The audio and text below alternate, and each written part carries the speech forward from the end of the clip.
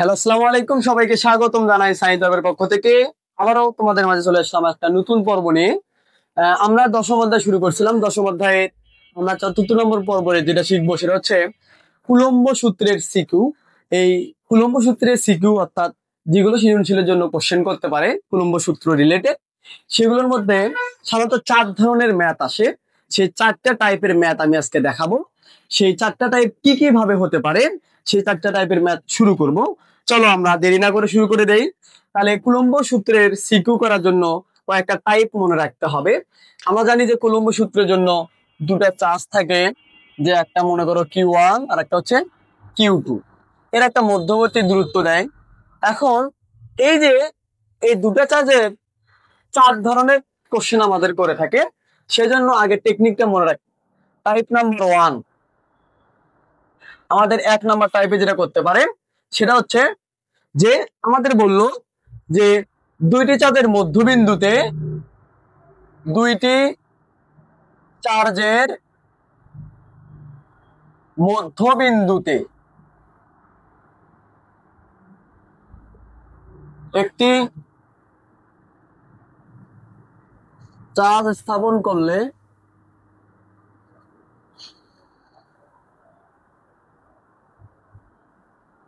চার্জটি সাম্য অবস্থায় থাকবে কি? তাহলে 4 নম্বর অর্থাৎ 4টা কোশ্চেনের মধ্যে 1 নম্বর টাইপটা হচ্ছে যদি আমরা দুটো চার্জের মাঝখানে মিডল পয়েন্টে মধ্যবিন্দুতে একটা চার্জ রাখি, সেই চার্জটা সাম্য অবস্থায় থাকবে কি, অর্থাৎ কোনো বল অনুভব করবে না। এটা বোঝাচ্ছে কোনো শূন্য বল অনুভব করবে, অর্থাৎ সাম্য অবস্থায় থাকবে কি না সেটা ধরনের একটা টাইপ হবে। 2 নম্বর টাইপটা হতে পারে টাইপ নাম্বার 2। 1 নম্বর টাইপ হচ্ছে এটা কোশ্চেন করতে পারে। 2 নম্বর টাইপ টাইপ 2 কোশ্চেন করতে পারে যে দুইটি চার্জের মাঝখানে অর্থাৎ দুইটি চার্জের মধ্যবিন্দুতে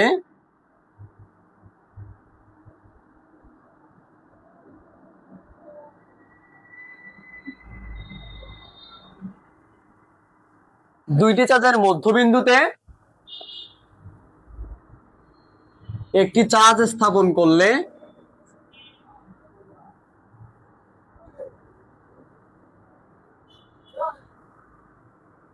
তাহলে সেম কথায় আরেকটা ছিল সাম্য অবস্থায় থাকবে কি। আবার আমরা কি করলাম, ওই সেম ভাবে মধ্যবিন্দুতে একটা চার্জ স্থাপন করলে চার্জটি কি পরিমাণ বল অনুভব করবে।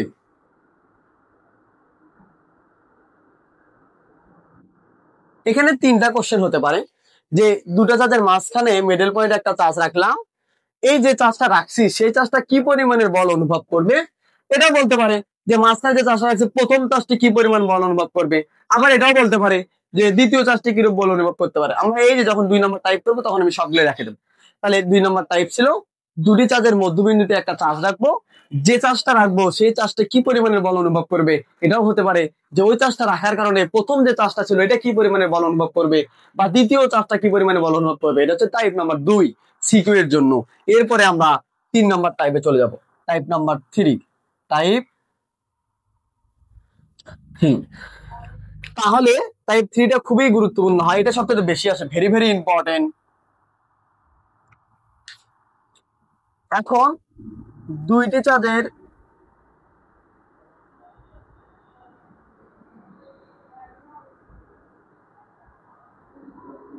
সংযোগ রেখার এই যে মাঝখানে যে থাকে, আমরা জানি যে বস্তুর চার্জ বা কেন্দ্রের সংযোগ সরলরেখা বরাবর ক্রিয়া করে। এই দুটো চাঁদের সংযোগ রেখার কোথায় একটা চার্জ স্থাপন করলে সেটা সাম্য অবস্থায় থাকবে, লব্ধি বল শূন্য হবে, শূন্য বল অনুভব হবে। খুবই গুরুত্বপূর্ণ। দুইটি চাঁদের সংযোগ রেখার কোন বিন্দুতে একটি চার্জ স্থাপন করলে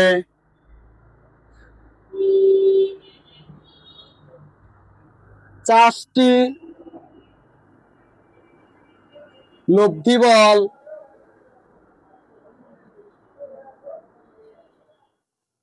শূন্য হবে। এটাও বলতে পারে শূন্য বল অনুভব হবে।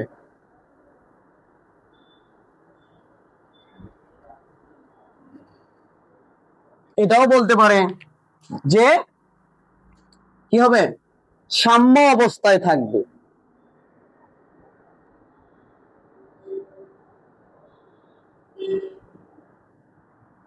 সাম্য অবস্থায় থাকবে, কোনো বল অনুভব হবে না, শূন্য বল অনুভব হবে। এটা বলতে পারে লব্ধি বল কি হবে, শূন্য হবে। তবে এই সাম্য অবস্থায় থাকবে, আমরা এক নাম্বারটা দেখছিলাম সাম্য অবস্থায় থাকবে, কি থাকতেও পারে নাও থাকতে পারে, কিন্তু 3 নাম্বার টাইপটা হচ্ছে সাম্য অবস্থায় থাকতেই হবে। কোন বিন্দুতে রাখলে সেটা সাম্য অবস্থায় থাকবে, শূন্য বল অনুভব হবে, কোনো বল অনুভব করবে না, অর্থাৎ কোনো নড়াচড়া করবে না, এমন একটা বিন্দুতে রাখবো, কাজ কোনো আকর্ষণও করতে পারে না, বিকর্ষণও করবে না, এটাকে বলা হয় লব্ধি বল শূন্য হবে বা শূন্য বল অনুভব হবে বা সাম্য অবস্থায় থাকবে। 3 নাম্বার টাইপ চলে গেল। আমরা এরপরে 14 নাম্বার টাইপ দেখবো কিভাবে ম্যাথ হতে পারে। আমরা টাইপ গুলো দেওয়ার পরে আমরা একটা একটা করে টাইপ ধরবো আর একটা একটা করে নিয়ম শিখিয়ে দেবো। তাহলে 14 নাম্বার টাইপ হবে টাইপ নাম্বার 4। টাইপ 4 কি কোশ্চেন হতে পারে, কোশ্চেন করতে পারে 4 নাম্বার টাইপে, 14 নাম্বার টাইপে কোশ্চেন করতে পারে। সেটা হচ্ছে যে দুইটি চার্জের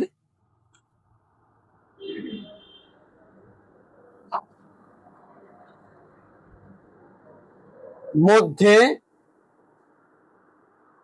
কোন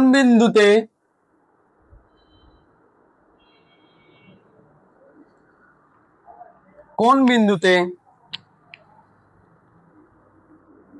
একটি চার্জ রাখলে প্রথম চার্জ কর্তৃক সৃষ্টি বল দ্বিতীয় চার্জ কর্তৃক সৃষ্টি বলের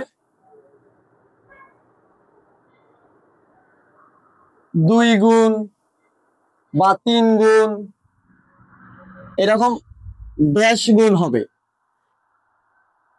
এটা এভাবেও করতে পারে, দ্বিতীয় চার্জ কর্তৃক প্রথম চার্জের এত গুণ হবে। খুবই গুরুত্বপূর্ণ কোশ্চেন। আমরা দুটা চার্জের মাঝখানে একটা চার্জ রাখবো, মাঝখানে রাখবো না কোথায় রাখবো, কার কাছে রাখবো, কোথায় রাখলে প্রথম যে চার্জটা থাকবে যে বলটা সৃষ্টি করবে ওই বলের দ্বিতীয় চার্জটা 2 গুণ হবে 3 গুণ হবে, এখন যে কোনো একটা দিতে পারে। এটা হচ্ছে কুলম্ব সূত্রের, কুলম্ব রিলেটেড যে সিকিউ গুলো আমরা আসে সেই টাইপ ভিত্তিক ভাবে আমি দিলাম।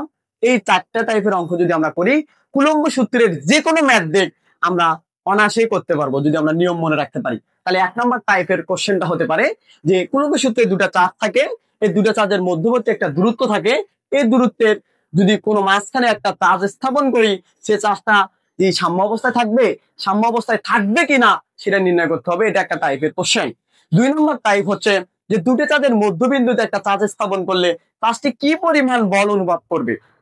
এখন কিরূপ বল অনুভব করবে, অর্থাৎ প্রথমটা থেকে কিরকম হবে, দ্বিতীয় থেকে কিরকম হবে, কখনো পার্থক্য করে কখনো যোগ করে করতে হবে, সেটা আমি তোমাদের দেখা দেবো যখন শুরু করবো। এরপর 3 নাম্বার টাইপ, সেটা হচ্ছে দুটি চার্জের সংযোগ রেখার কোন বিন্দুতে, দুটি চার্জের মাঝখানে হবে না বাইরে হবে, কোন বিন্দুতে একটা চার্জ স্থাপন করলে সেই চার্জটা রাখার কারণে দুটা শূন্য অবস্থায় থাকবে, অর্থাৎ চার্জ যেটা রাখছি সেটা কোনো বল অনুভব করবে না, সাম্য অবস্থায় থাকবে, অর্থাৎ কোনো বলে অনুভব করবে না, যাকে শূন্য বল অনুভব বলা হয়।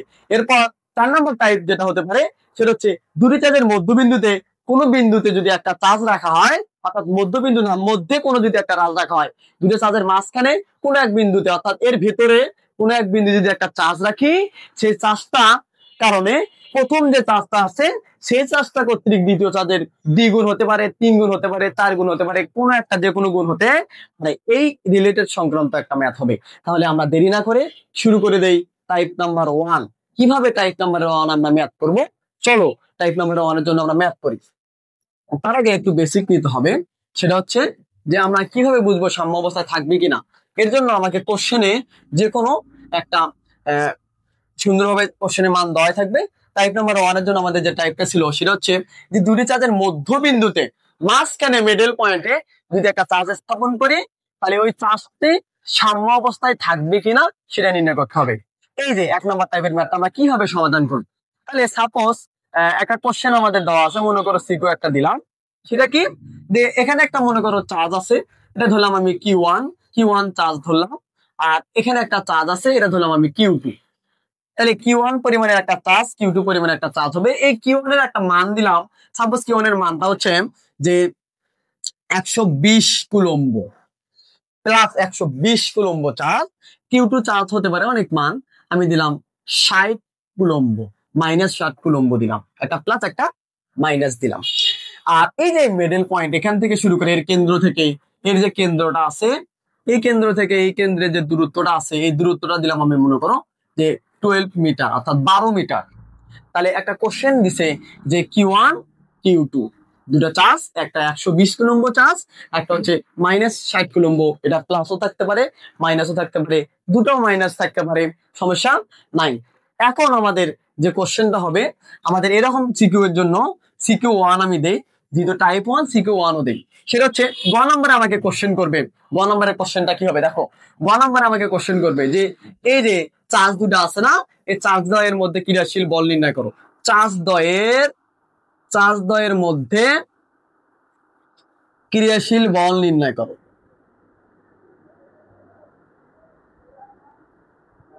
এটা সবথেকে সাধারণ, এটা গ নম্বর পাবা, ক্রিয়াশীল বল কুলম্ব বল, এটা আসবেই, এটা মনে রাখবা যে পরীক্ষাতে আসছে এটা। আর দশম অধ্যায় থেকে গ নম্বরে কুলম্ব রিলেটেড একটা সূত্র দিয়ে ম্যাথ দিবে। আর ঘ নম্বরে তোমাকে যেটা দেবে, এই ঘ নম্বরের জন্য তোমাকে ওই টাইপ ভিত্তিক ম্যাথ গুলো তোমাকে করতে হবে। তাহলে গ নম্বরের জন্য যে কোশ্চেন গুলো হতে পারে, সেটা হচ্ছে এই দুটা চার্জ দিছে, এর মধ্যবর্তী দূরত্ব দেওয়া আছে, এর মধ্যে ক্রিয়াশীল বল, আকর্ষণ বল, বিকর্ষণ বলের মানটা নির্ণয় করতে বলতে পারে। তাহলে গ নম্বর কোশ্চেন এটা। ঘ নম্বরের জন্য যেটা হবে, যেহেতু টাইপ নাম্বার 1, এই রিলেটিভ কোশ্চেন যদি আমরা করতেছি, এই রিলেটিভের ম্যাথে আমরা ধরবো। সেটা হচ্ছে ঘ নম্বরের জন্য যেটা লাগবে, সেটা হচ্ছে বললো চার্জ দ্বয়ের মধ্যবিন্দুতে, চার্জ দ্বয়ের মধ্যবিন্দুতে একটি একক ধনাত্মক, 5 ধনাত্মক, যে কোনো একটা মান দিতে পারে। আমি দিলাম যে একক ধনাত্মক আধান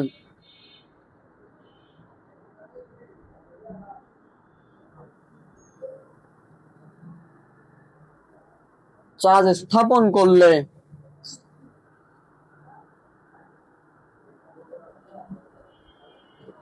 চার্জটি সাম্য অবস্থায় থাকবে কি?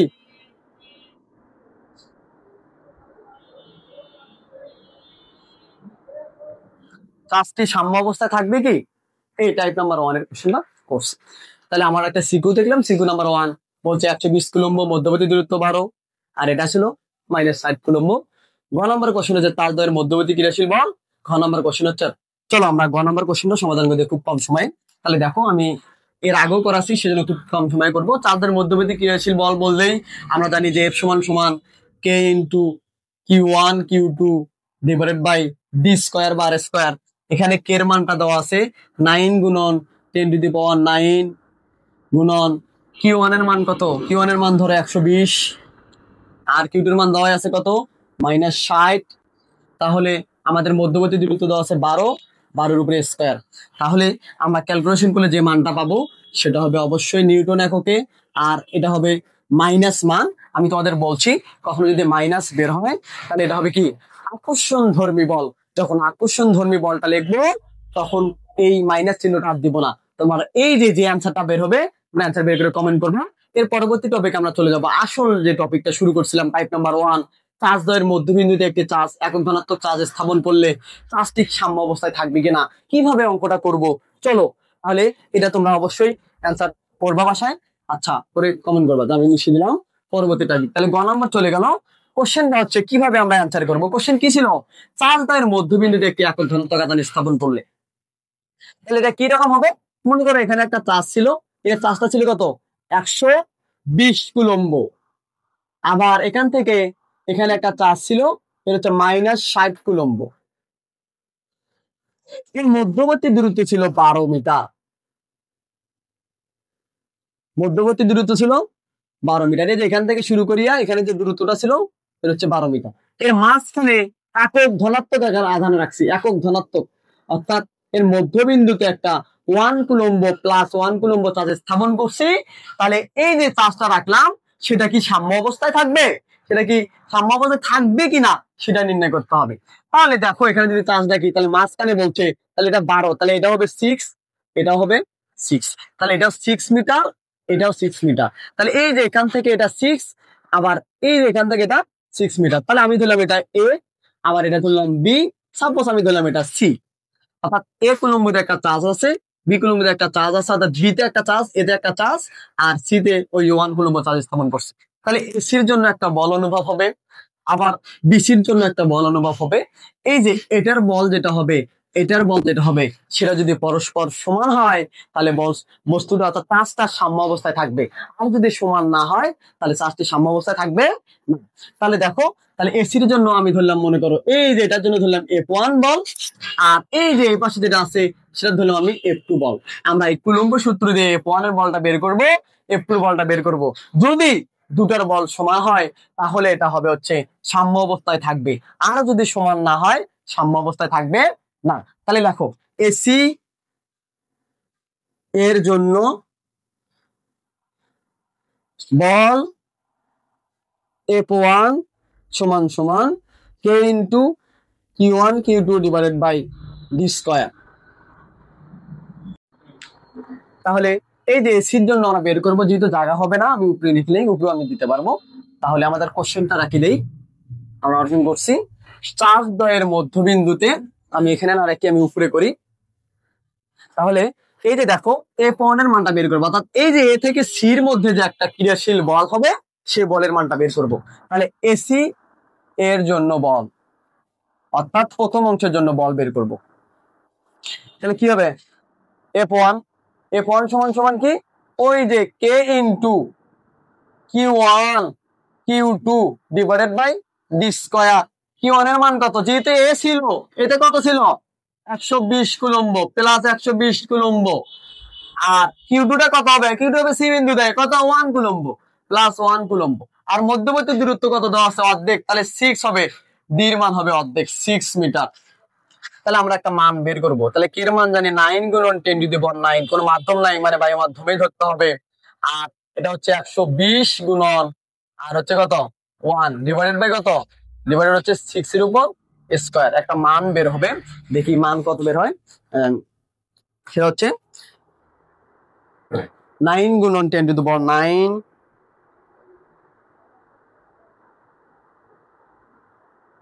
গুণন 120 ডিভাইডেড 36, 3 গুণন 10 টু দি পাওয়ার 10, 3 গুণন 10 টু দি পাওয়ার 10, 3 গুণন 10 to the power 10 Newton বাড়াইলো F1 এর মান। আবার আমরা ওই অংশের জন্য বের করব। ওই অংশের জন্য যদি আমরা বের করি তাহলে আমরা দেখতে পারবো যে এই যে 120 ছিল, এখানে ছিল 60, তাহলে আমরা এখন F2 এর মান বের করব কোন অংশের জন্য, বিসি এর জন্য। বল হবে তাহলে F2 হবে, আমরা F2 ধরছিলাম, তাহলে K into Q1 Q2 divided by D square. তাহলে এটা হবে 9 গুণন 10 টু দি পাওয়ার 9 গুণন Q1 এর মান হচ্ছে 60, কত 60, আর হচ্ছে এটার মান কত, এটার মান ছিল 1, এটার মান ছিল কি 1। তাহলে এই যে এটা হবে কি, ডি স্কয়ার এর মান হচ্ছে 6 আর উপরে স্কয়ার, তাহলে এটার মান বাড়া হবে 9 গুণন 10 to the power 9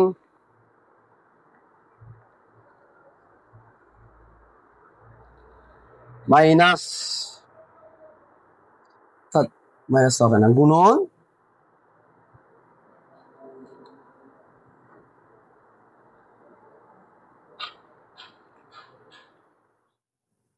minus 60 divided by 36, এটাও বের হলো minus 1 point something, minus 1 point something. তাহলে দেখো মাইনাস 1 পয়েন্ট সামথিং বের হবে, অর্থাৎ মাইনাস 1.5 গুণন 10 to the power 10 to the power 10 new, দেখো দেখি এটা যেহেতু মাইনাস বাড়ায়, যতই মাইনাস বাড়ায় এটার মান সমান হবে না। সমান না হওয়ার কারণে যেহেতু F2 আর এবং F1 এর মানটা সমান হইলো না, তাহলে দেখা যাচ্ছে যে এখানে F1 equal to F not equal to F2, তাই এটা কি হবে না, তাই এটি সাম্য অবস্থায় থাকবে না, সাম্য অবস্থায় থাকবে না, থাকবে। যদিও আমি মাইনাস দিচ্ছিলাম, একটা আকর্ষণ একটা বিকর্ষণ ধর্মী বল, তাও কি হয়নি, সমান হয়নি।